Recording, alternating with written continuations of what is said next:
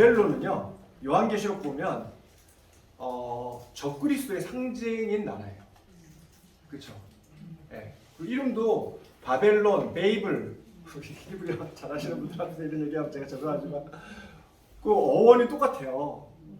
바벨론은 바벨탑의 정신을 입고 있어요. 네. 근데 히틀러가 이슈타 게이트를 자기가 시작하지는 않았는데 완성, 그 이슈타 게이트를 이라크에서 다 돌을 다 무너졌었거든요. 가져와서 그거를 조립을 막 한 거예요. 그걸 전쟁 중에 완성합니다. 지금도 퍼가모스 뮤지엄이라고 독일에 가면 있어요. 우리 이영광 목사님이 거기 다녀오셨는데, 예, 저는 그거를 대형 박물관에 그게 하나가 있거든요. 저 타일이. 저는 그걸 앞에서 이렇게 볼 때마다 참 사탄이 하나도 안 변하고 참 죄가 계속 우리 주변에 있구나 그런 생각이 들어요.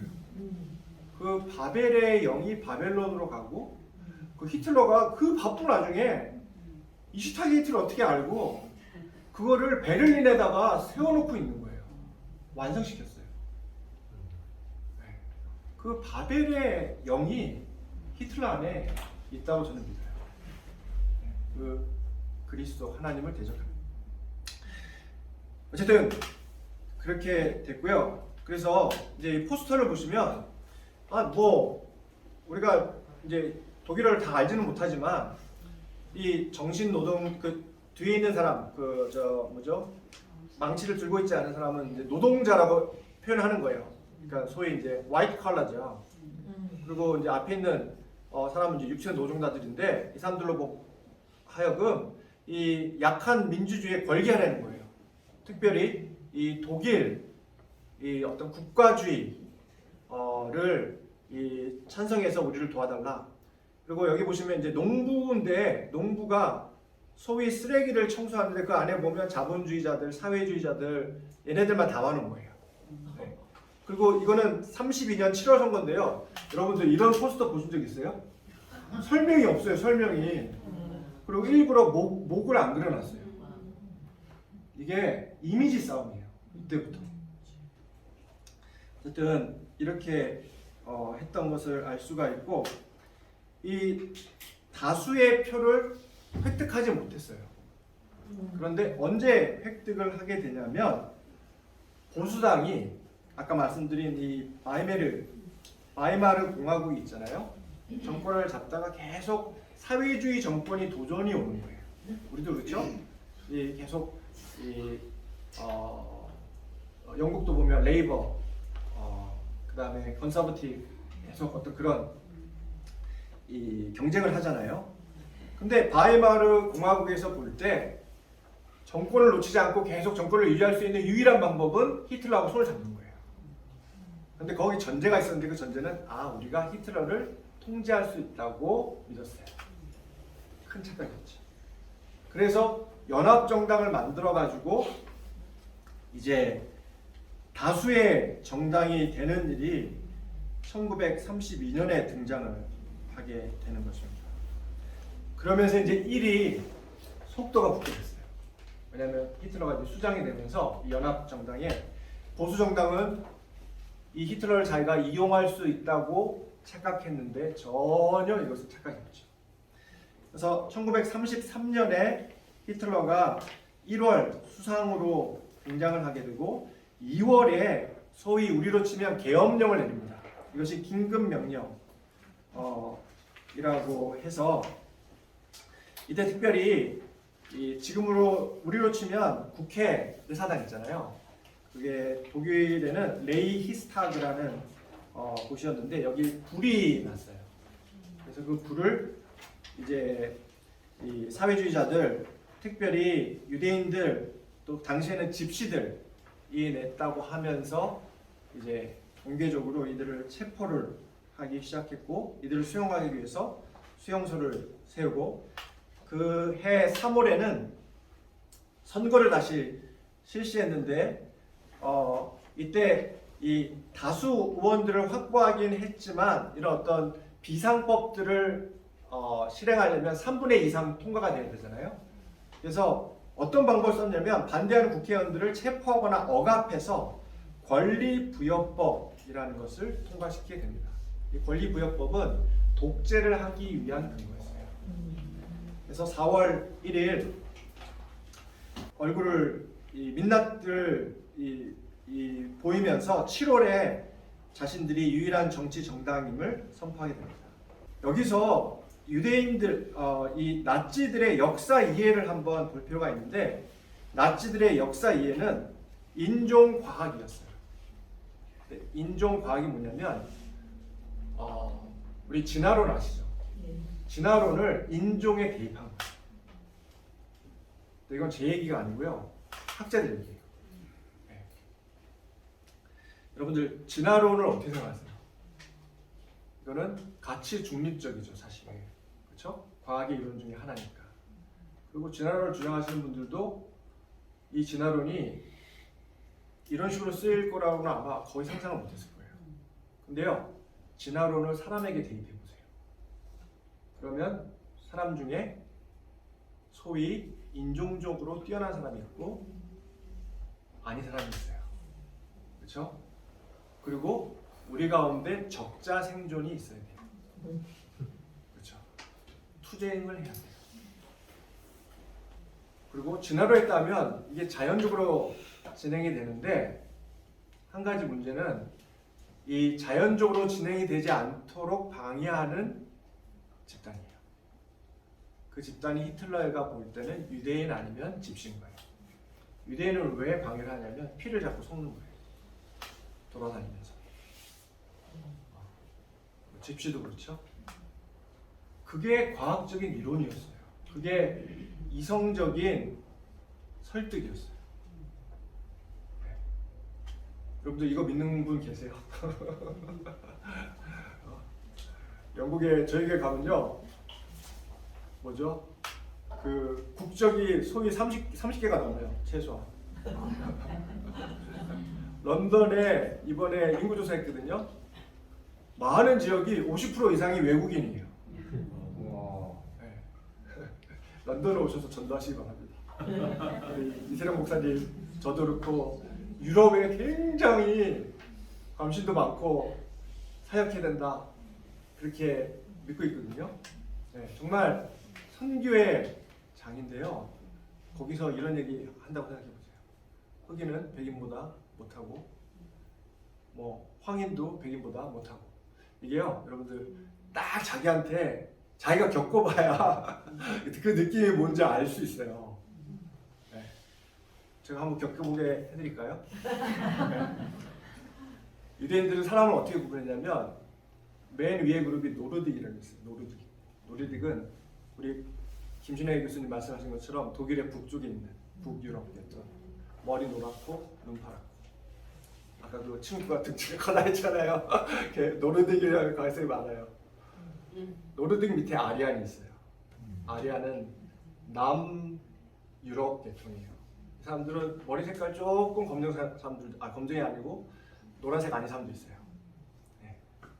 근데 그 밑에가 우리를 포함하고 있어요.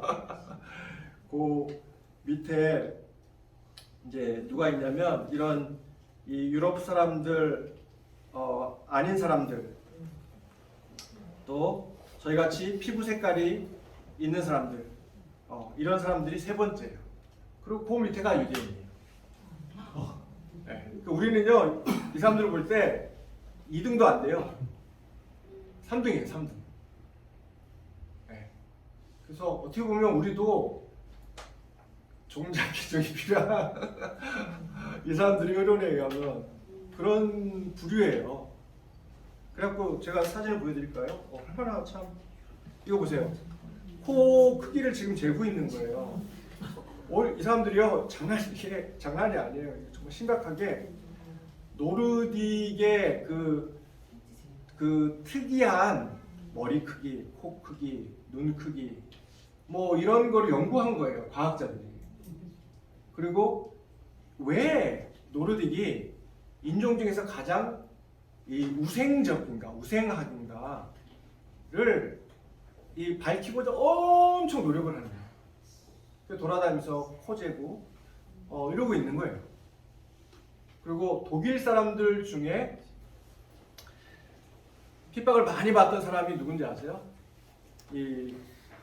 우리 그 한국 표현으로 다문화 가정. 네. 그 독일 사람이잖아요. 근데 얘는 이런 우생학으로 따르면 잘못된 거예요. 이러면 안 되는데 한 거예요. 또 한 가지 핍박을 받았던 사람들이 장애인들이었어요. T4라고 하는 프로그램이 있었거든요. 제가 어제 말씀드리겠지만 T4는 뭐냐면 그러니까 소위 자비를 베푼다 하면서 장애인들을 소리 소문 없이 죽이기 시작했어요. 가스실로 들어갔어요. 이게 나중에 유대인들을 죽이는 가스실에 그 당시 학자들이 그대로 가세요. 왜냐하면 장애인으로 태어난 것은 우생학적으로 뭐가 잘못된 거예요. 그래서 얘네를 안 죽이고 얘네가 만약에 혹시라도 결혼해서 애를 낳으면 인류가 발전을 못하는 거예요. 이러한 역사 이해를 갖다 것을 이렇게 볼 수가 있습니다. 1933년 5월 10일 베를린 대학을 비롯해서 도서관에서 책을 태우기 시작했어요.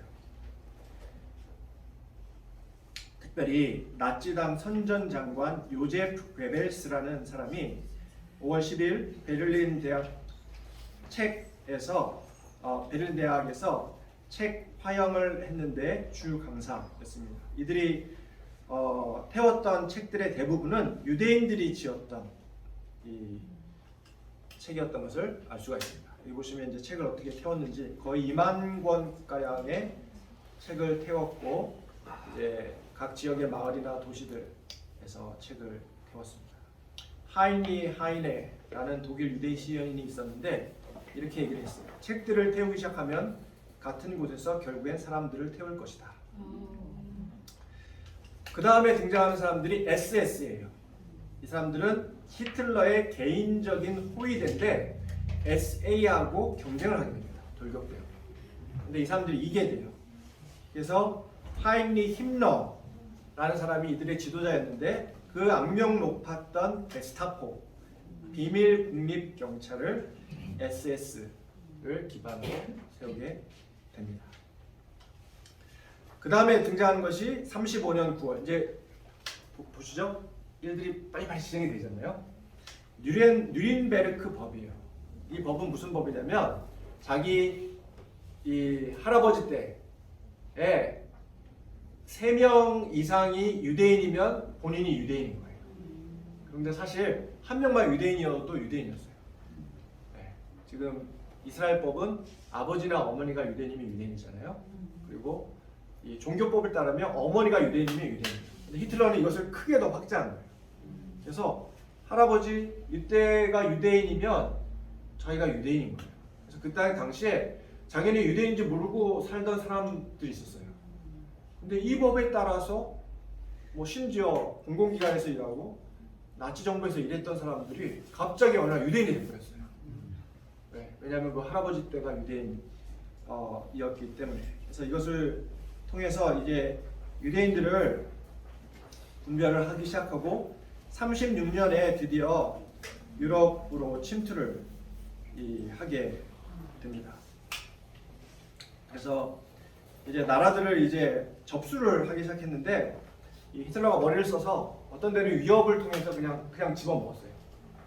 그리고 어떤 데는 전쟁을 나와서 전쟁을 해가지고 이제 이게 되는 것을 볼 수가 있습니다. 그래서 정말 영국과 프랑스의 코 밑까지 왔어요.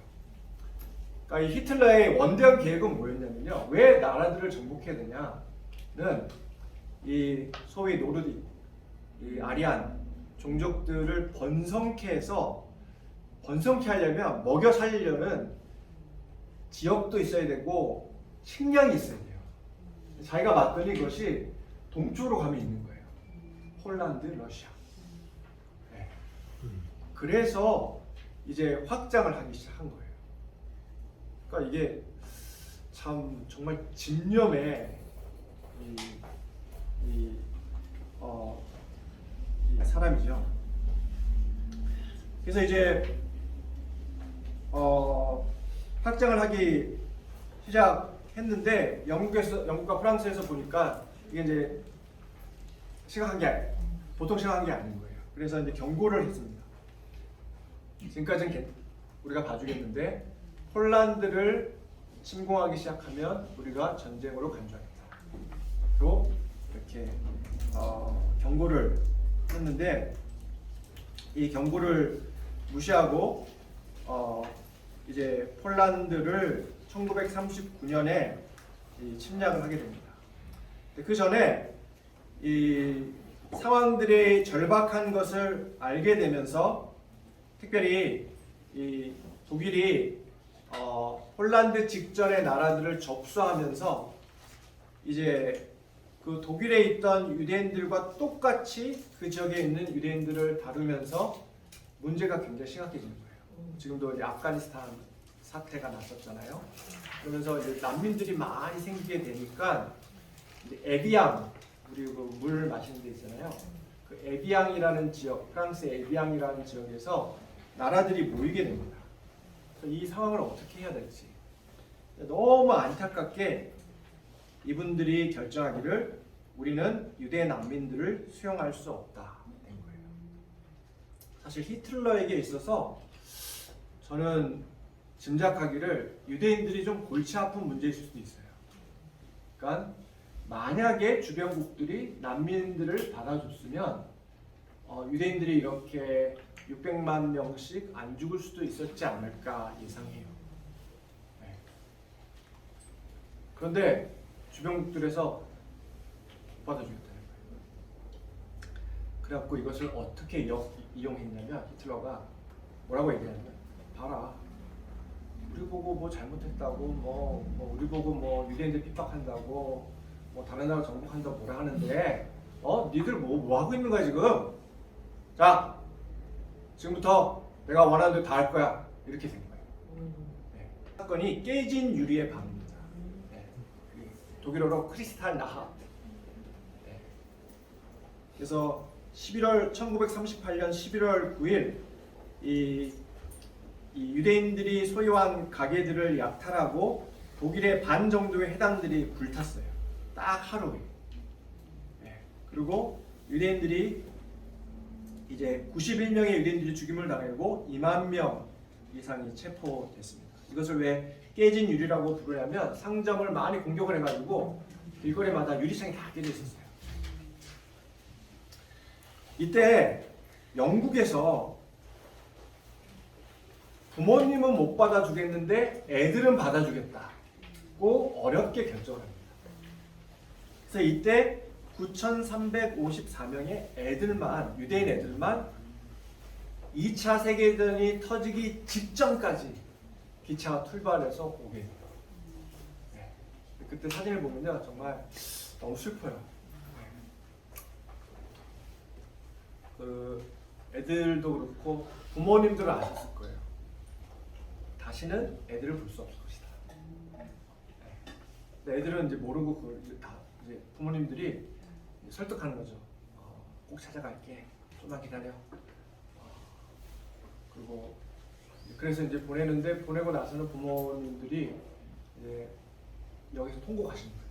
그리고 그 애들이요 그 이후로 부모님을 전혀 못 만났어요. 만날 수가 없죠. 다 돌아가셨습니다. 저희 교회 교인 중에 한 분 지금 돌아가셨는데 그때 오신 분이었어요. 네, 마리안 모라는 할머니셨는데 우리한테 진짜 할머니처럼 대해주셨어요. 저뿐만 아니라 우리 교인들 다. 1939년 9월 1일 날 마침내 이 독일이 이제 폴란드를 침략하면서 제2차 세계 대전이 터집니다. 여기 흥미로운 것은 소련이 있었죠.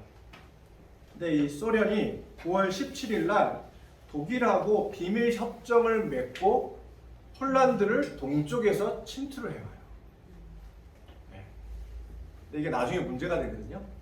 그래서 이 소련에 200만 명 가량의 사람이 독일군으로 인해서 죽습니다. 왜 죽게 되냐면 독일이 배신해요. 소련은. 근데 독일이 아무 말도 할 수가 없는 거예요. 왜냐하면 처음에 도왔기 때문에. 그래서 소련은 지금 러시아죠. 독일에 대한 큰 배신감을 갖고 있어요. 여러분들 200만 명이 죽었어요.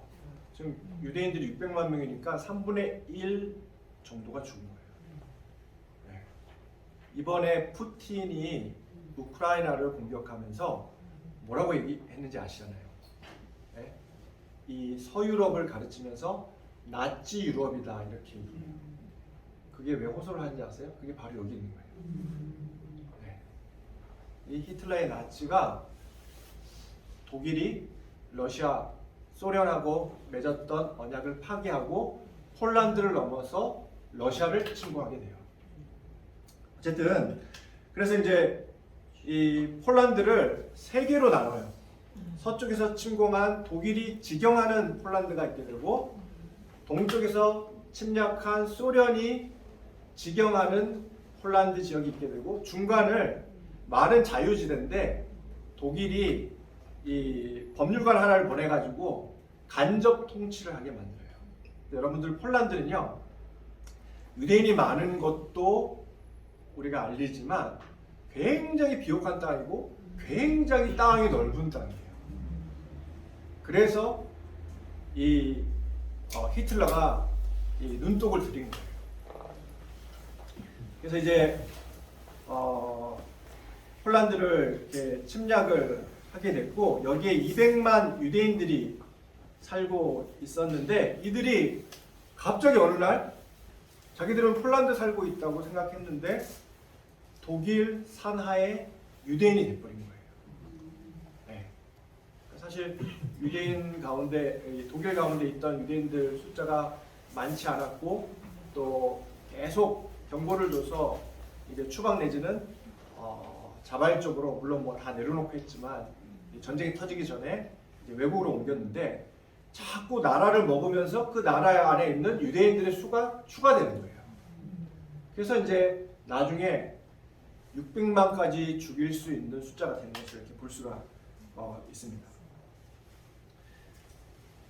그래서 이 폴란드에 있는 유대인들을 어떻게 이 해결을 해야 될 것인가, 이것이 이제 히틀러에게 이제 큰 화두였고, 이 폴란드를 이제 침공을 할 때 뭐 비슷하게 했어요. 그러니까 폴란드 시민들을 집단 이송을 하면서 러시아나 시베리아나 카자흐스탄, 근데 여기에 이제 30만 명의 유대인들이 따라가게 됩니다.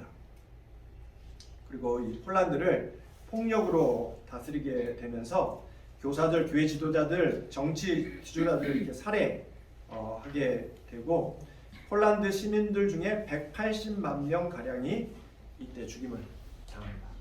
그러니까 물론 유대인들의 피해가 가장 심했지만 또 주변국들의 피해가 엄청 심했어요. 그러니까 이런 상황 가운데 뭐 지금이라도 폴란드 가시면 뭐 나치는 완전 원수인 거죠. 네. 그런 상황들이 진행이 되고요. 그래서 이제 독일의 이 침공 이후의 정책은 아예 폴란드 색을 없애버리는 거예요. 독일 사람으로 이제 만드는 거죠. 그래서 언어도 없애고 책도 없애고 이랬던 것을 볼 수가 있고, 1939년 10월 4일 날 아까 말씀드린 T4, 그러니까 소위 가치 없는 삶에 대한 자비 살인을 이렇게 실행을 하게 됩니다. 우리 그 장애인이잖아요. 이제 이런 독일 애들을 약 7만 명 가량 죽이겠다는 계획을 가지고 이 T4라는 계획을 승인을 하고 진행을 해서 이 의사들이 병원, 보호시설들의 환자들을 방문해서 이들을 평가하고 죽일지 안 죽일지를 결정하는 거예요. 그래서 이들이 이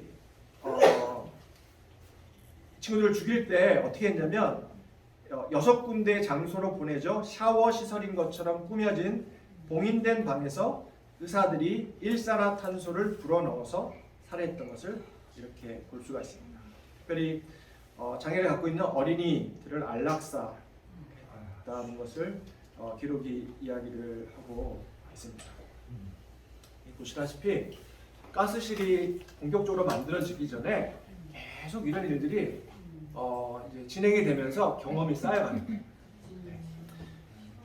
그 다음에 이제 1939년 10월 첫 번째 격리, 즉 개토가 발행이 됐는데, 이때 그 보안 경찰장인 라인하르트 하이드리히 라는 사람이 이 타이틀이 최후의 목표를 위한 예비 단계로서 특별히 기차역 옆에 개토를 많이 만들었어요. 그래서 개토의 사진을 보면 기차역이 있고 개토가 양 주변에 있어요. 그래서 독일 사람들은 이 다리를 지나갈 수 있는데 유대인들은 못 지나가게끔 벽을 이렇게 다 쌌던 것을 볼 수가 있습니다. 그 이유는 여차하면 기차역에서 데려가려고 그 가스실로. 그래서 그 기차역을 중심으로 이 개토들을 만든 것을 볼 수가 있습니다. 그래서 1939년 10월 피오트르쿠프라는 지역에 처음 세워지고 1940년 2월 로찌는 이제 나중에 가스실로 유명해지죠. 그다음에 10월에는 바르샤바도 이제 나중에 가스실로 유명해지는 것을 볼 수가 있고, 이 폴란드 이후에 1941년 4월에 덴마크, 노르웨이, 벨기에, 네덜란드, 프랑스, 룩셈부르크, 그리스, 그리고 유고슬라비아 이렇게까지 차지하게 됩니다. 그리고 결국에는 41년 6월 22일 소련을 침략하게 되는데, 이 명분이 뭐였냐면 소위 유대인들이 일으킨 사회주의 혁명 국가를 쳐야 된다는 거였어요. 그래서 유대 볼셰비즘을 대항해서 소위 바르바로사 작전으로 명해진 침공을 하게 되고, 8개월 만에 300만 명의 소련 전쟁 포로들이 잡히는데 이들을 즉시 채용하거나 임시 수용소에서 굶어 죽거나 얼어 죽게 그렇게 만들었습니다. 그 다음에 이제 문제가 뭐냐면, 사람을 그냥 한두 명 죽이는 것은 그렇게 이제 처리가 어려운 문제가 아니잖아요. 근데 이렇게 수백만 명씩, 수십만 명씩 죽이려면 이게 소위 산업화가 되는 거예요. 그래서 이제 처음에 이분들이 이제 왜냐면 처리를 계속 해야 되니까 뭘 했냐면 실행 부대라고 명명된 친위대 살인 군대가 군인들 뒤를 쫓아가는 거예요. 그래서 이제 사람을 잡으면 이 사람들을 처음에는 총으로 다 총살하는 거예요. 총으로 총살하게 되면 문제가 뭐냐면 총으로 총살하는 군인들이 계속 양식적인 가책을 느끼는 거예요. 왜냐면 전쟁을 해가지고 군인들을 죽이는 게 아니고 민간인들을, 그것도 이제 뭐 한두 명도 아니고 몇천 명을 죽여야 되니까 그냥 한 줄로 세워놓고 이제 총으로 죽여야죠. 그리고 죽는다고 끝이 아니잖아요. 처리를 해야 되니까 땅을 파가지고 묻고 이제 이러면 사람이 계속 이제 양심에 거리끼고 명분이 자꾸 없어지는 거죠. 이런 문제들이 이제 발생을 하면서 1941년 12월 죽음의 소위 공장들이 이제 등장을 합니다. 41년 12월 로찌의 근처 해운로, 지금도 유명하죠. 지금 가면 잔재들이 아직 다 남아있는 그러한 곳입니다. 여기에 사실 이 지역을 다스리는 나치 총독 아서 그레이서라는 분이 자청해서 우리 지역에 유대인들을 집단 학살할 수 있는 어떤 공장을 만들어 주십시오, 어떤 해결책을 주십시오 이렇게 제안을 해서 이제 이 나치 그 전반적인 조직 가운데 이러한 운원들을 하게 되고, 42년 봄에 폴란드의 벨젝, 소비보르, 트레블린카 이런 지역에서 주로 폴란드 유대인들을 몰살하는 라는 계획을 가지게 됐고, 아까 말씀드린 T4 안락사 계획에 동원되었던 인원들과 장비들을 이용했던 것을 볼 수가 있습니다. 그래서 이제 발견된 것이 이제 가스실이죠. 이것은 이 히틀러 밑에 경쟁적으로 경쟁하던 이 기관들의 복합체였고, 특별히 히틀러 밑에 참모들이 이제 자기들이 히틀러한테 잘 보이려고 어떻게 하면 정말 효과적으로 단시간에 많은 사람들을 죽일 수 있을까? 그것을 이제 서로 의논해가면서 막 도와가면서 소위 최후의 해결책이라는 것을 만들었던 것을 볼 수가 있습니다. 여기에는 경찰뿐만 아니라 군대와 사설 기관들의 거대한 집합체, 가스 화물차, 화장을 위한 오븐, 그리고 또 독가스 이런 것들을 이제 회사들이 제공을 하고, 그 크롭스라고 아세요? KRUPS. 이게 여러 이렇게 좀 그 부엌에서 쓸 수 있는 가전 제품들을 만들고 있어요. 뭐 커피 가는 거. 근데 이 당시에 이런 낫지들을 위한 기업이었어요. 제가 알고 있기로 BMW도 그래요. 그 당시에 있었던 그 어떤 기술들이 계속 이제 전형 의료, 그러니까 의학계는 말할 것도 없고 이제 사람들 대상으로 실험을 많이 했기 때문에, 제 지도 교수가 이제 리차드 합이라고, 그분은 이제 독일 출신이에요. 근데 정말 천재예요, 천재. 근데 천재 특징 중에 하나는 뭐냐면 자기 생각은 잘 얘기를 안 해줘요. 그런데 남의 생각은 자기가 정리를 해줘요. 근데 이분이 그런 천재예요. 그래갖고 우리가 수업 시간에 엄청 밀어붙였어요.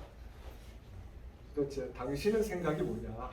그러니까 늘 남 생각만 얘기해 주는 거야. 얘는 뭘 믿고 얘는 뭘 믿고. 책이 제목이 뭐냐면요, 매핑 메시아닉 주이시 티올로지예요. 그러니까 메시아 유대교를 공부했는데 매핑을 한 거예요. 매핑이 뭔지 아시죠? 얘는 종말론에 요쪽 가 있고 교회론에는 요쪽 가 있어. 얘는 종말론에 여기가 있고 여기가 있어. 그래갖고 어떤 분들은 좋아하는 분들도 있어요. 그러니까 내가 그렇게 생각했어? 내가 신학적으로 그쪽에 가 있구나. 어떤 분들은 엄청 기분 안 좋아하세요. 아니 네가 뭔데? 내가 뭐 이렇다고 하냐. 어쨌든 이분이 어떤 이제 홀로코스트를 얘기하면서 처음에는 굉장히 삼자의 입장에서 접근하더라고요. 근데 이제 얘기 처음 그 주제를 자기 가족부터 해요. 그 가족이 독일에 큰 사업을 운영하고 있어요. 지금도 가보면 그 가정의 서네임을 딴 기차역이 있어요. 그러니까 얼마나 그 기업이 컸냐면 사설은행이 있었대요. 당시에. 그 기업만을 위한. 근데 그걸 다 뺏긴 거예요. 그래갖고 이분이 나중에 거기를 가봤더니 참 이걸 유머러스하다기보다 참 우프다 이렇게 표현하잖아요. 우프다. 아이스크림 가게로 변한 거예요. 자기 할아버지 할머니가 살던 그 호화롭던 집이. 그래서 이분이 얼마나 웃기냐면 그 아이스크림 가게를 찾아가는 거예요. 가서 주인한테, 야 원래 이거 우리 할아버지 할머니 집이었어. 솔직히 얘기해서 합법적으로는 아직도 리차드 하비 가문의 건물인 거예요. 그랬더니 그 아이스크림 주인이 막 허 웃으면서, 다른 건 못 줘도 아이스크림 하나 줄 수 있어. 우프게 아이스크림 얻어먹은 이야기를 우리한테 해주시는 거예요. 그러니까 해결이 안 된 거예요. 그 이유에서. 어쨌든 그래서 이제 이 버케나우부터 해서 이 가스실을 늘러가는데, 가스실은 한 번에 2,000명을 죽일 수 있었고, 밤낮으로 화장실에서 시체를 태웠고, 이 분주하던 때는 밖에서조차 이렇게 시체를 태웠던 것을 알 수가 있습니다. 우리가 여기서 이 세 가지 질문을 던질 수가 있어요. 왜 하필 유대인이었는가? 두 번째는 왜 기독교 유럽에서 발생했는가? 그리고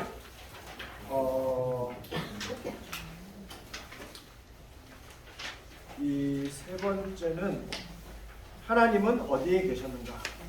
이 질문을 던질 수가 있습니다. 제가 이 책은 번역이 됐어요. 엘리 비젤의 밤이라는, 아마 타이틀은 좀 틀릴 수 있어요. 근데 그 저자는 엘리 비젤이에요. 이분이 그 수용소에서의 첫날 밤을 이 책에서 밤, the night라는 표현을 이렇게 얘기합니다. 내가 그 저녁을 나의 삶을 7번 저주하고 7번 동안 한 길고 긴 밤으로 바꿔버린 수용소에서의 첫날 밤을 잊을 수 있으랴. 내가 아이들의 작은 얼굴들을 고요한 파란 하늘 아래 연기의 화환으로 변한 그 시신들을 잊을 수 있으랴. 나의 믿음을 영원히 앗아가버린 그 불꽃을 내가 잊을 수 있으랴. 나로부터 영원히 살고자 하는 희망을 가져가버린 그 야간의 고요를 잊을 수 있으랴.